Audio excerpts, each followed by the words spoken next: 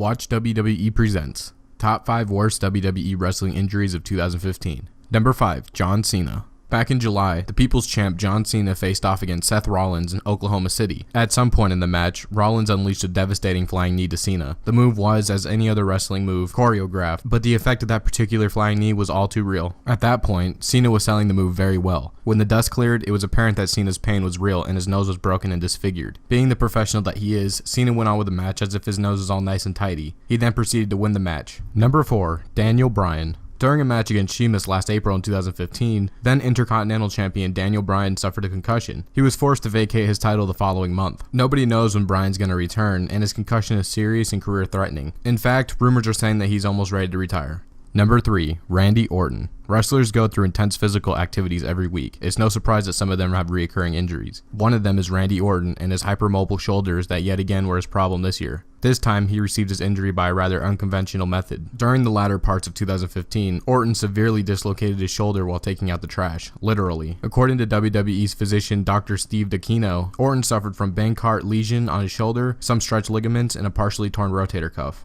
Number 2. Sting. During September's Night of Champions PPV, Sting faced off against Seth Rollins. At the height of the match, the 56-year-old wrestling legend was thrown against the turnbuckle back first while he was on the shoulders of Rollins. Sting was thrown out once, but twice on his back. The first one was the starting point of the injury, but the second throw really did the damage. Sting stood up on wobbly feet and the medical staff rushed to check up on him. He went on with the match and it ended with Rollins retaining his title. It was later revealed that Sting suffered from cervical spinal stenosis. Up to now, there's no word yet on when Sting's comeback to the square circle will be. Number 1. Seth Rollins. Last November, then WWE World Heavyweight Champ Seth Rollins was at a live event in Dublin. Rollins suffered a devastating knee injury during a match against Demon Kane. The WWE Champ suffered a right MCL, ACL, and medial meniscus tear when he was stripped of his belt. WWE had the right to strip Rollins of his belt as he had to undergo surgery and is scheduled to be out for 6 to 9 months.